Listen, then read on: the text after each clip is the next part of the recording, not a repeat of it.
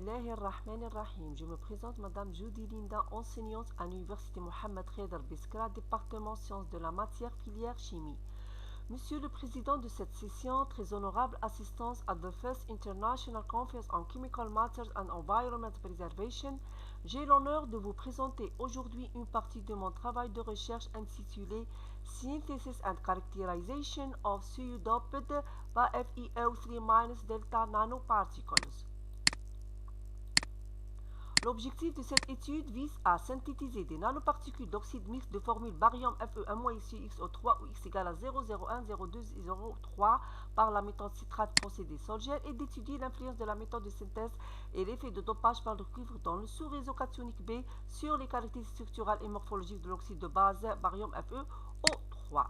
Introduction. Les matériaux à base de barium FeO3 notés BFO ont attiré beaucoup d'attention dans la recherche scientifique au cours de ces dernières années, en raison de leurs applications potentielles pour les matériaux de membrane, de transport d'oxygène et d'électrodes pour les piles à combustible à oxyde solide SOFC. Le barium FeO3 présente une meilleure stabilité chimique et thermique, une conductivité mixte ionique électronique élevée que les cathodes à base de cobalt, en raison de la présence de cations fer qui a des états d'oxydation et de spin variables contribue potentiellement à une activité catalytique élevée et une forte résistance dans l'environnement cathodique, ainsi que le grand ionique et l'état d'équivalent relativement bas de cation barium sont favorables à la création de plus de volume de réseaux libres et de lacunes d'oxygène pour les transports de l'oxygène.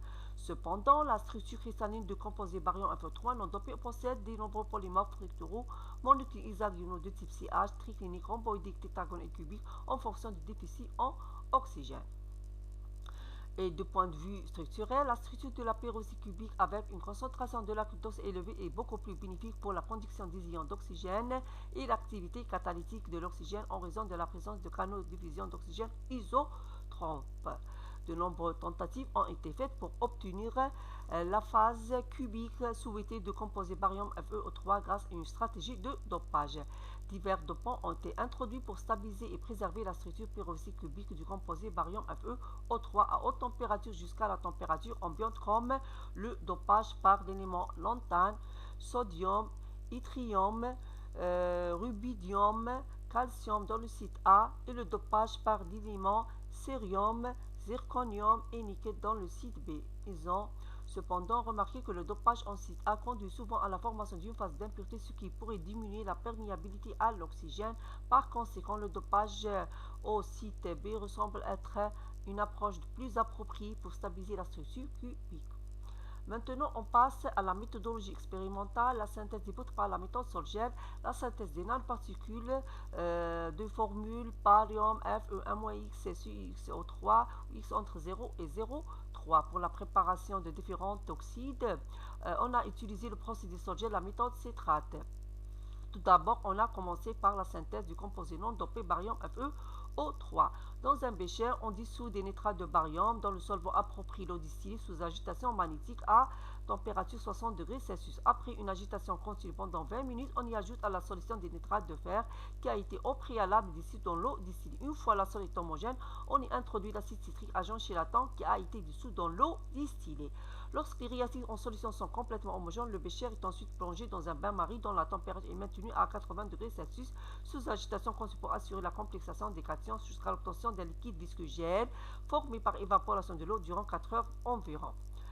Afin d'éliminer le résiduel, le gel est placé dans une étuve pendant une nuit à une température de 130 degrés Celsius jusqu'à l'obtention d'un soufflet.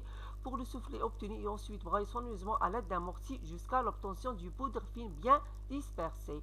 Calciné dans un four à moufle porté à température 900 degrés Celsius sous air pendant 6 heures avec une montée de température de 5 degrés Celsius par minute.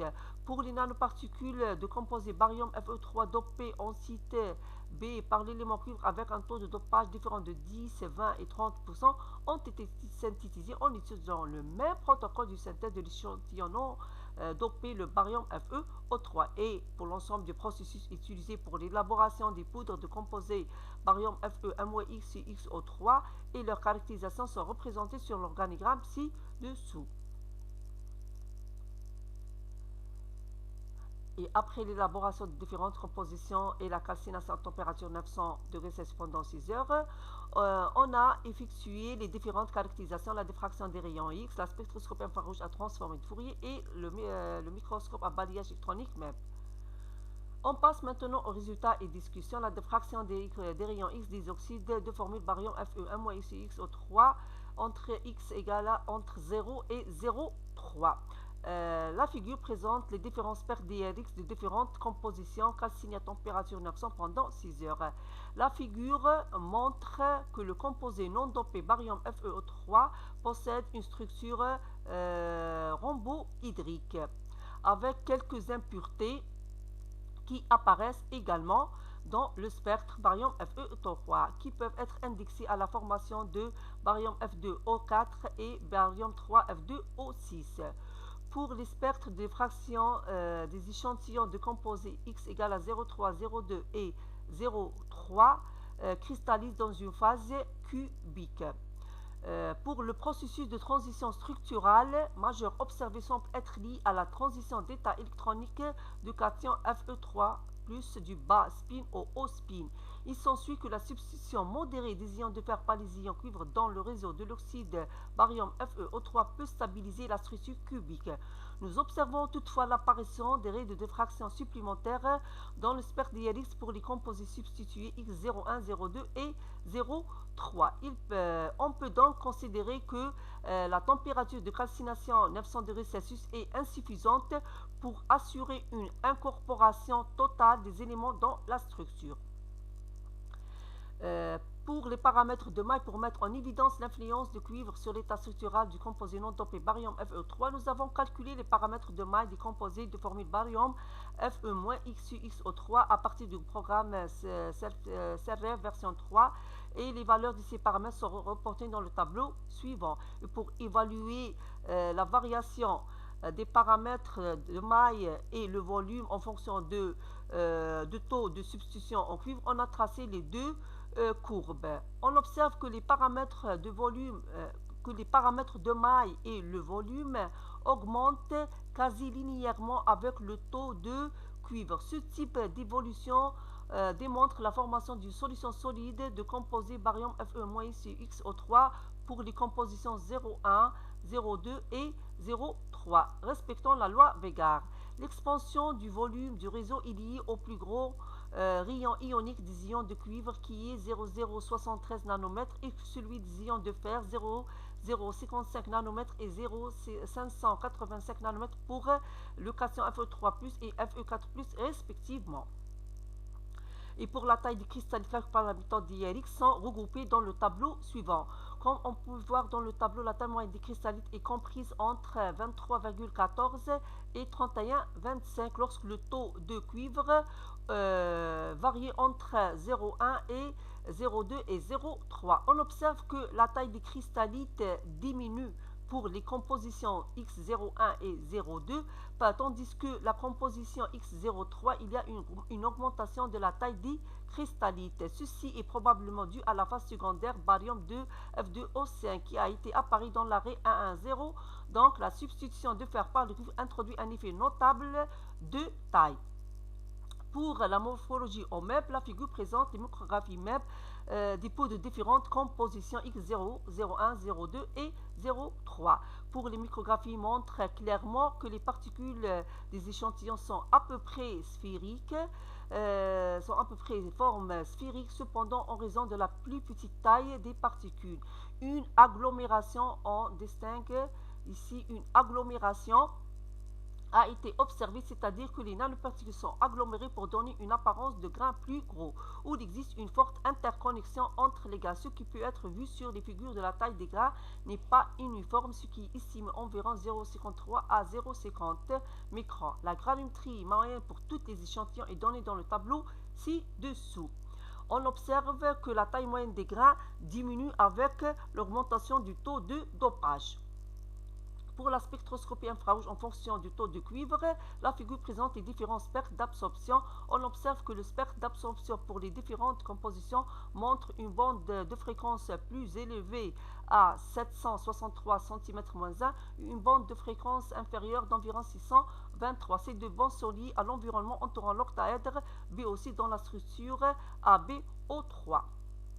Conclusion générale.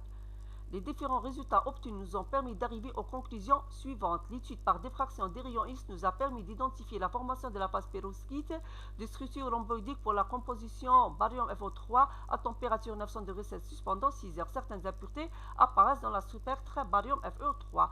Pour les spectres de diffraction des rayons X des échantillons de la composite de formule barium FE1-XO3 où X égale à 0,1, 0,2, 0,3 cristallise dans une phase pérovskite de structure cubique avec l'apparition des rayons de diffraction supplémentaires dans le spectre des X. Donc, on peut donc considérer que la température de la calcination à 900 degrés Celsius est insuffisante pour assurer une incorporation totale des éléments dans la structure. Pour les paramètres de maille et le volume des échantillons de la composition, barium FE-XO3 X 0,1, 0,2, 0 qui cristallise dans une phase pérovskite de structure cubique augmente approximativement linéaire avec le taux de cuivre. La taille moyenne des cristallites est comprise entre 23,14 et 31,25 lorsque le taux de cuivre varie entre 0,1, 0,2 et 0,3. La taille des cristallites diminue avec l'augmentation de la teneur en cuivre pour les compositions 0,1 et 0,10, tandis que pour la composition 0,3, la taille cristallique augmente. La morphologie des oxydes est visualisée par la microscopie électronique à balayage montre que les oxydes présentent des tailles moyennes des grains variées entre 0,35 et 0,50 environ. Les tailles moyennes des grains diminuent avec l'augmentation de la teneur en cuivre où X égale à 10%, 20%. Pour X 30%, la taille moyenne des grains augmente. Même constatation a été observée pour la taille moyenne des cristallites calculée en utilisant la formule de Bay-Scherrer. Pour l'étude par spectroscopie transformée de Fourier pour la composition de formule barium FE-XO3 montre une bande de fréquence plus élevée d'environ 763 cm-1 et une bande de fréquence inférieure à environ 623 cm-. Ces deux bandes sont liées à l'environnement entourant l'octaèdre B aussi dans la pérovskite AbO3. Finally, I would like to thank all the organizers and the participants in this first national international virtual conference. Thank you very much.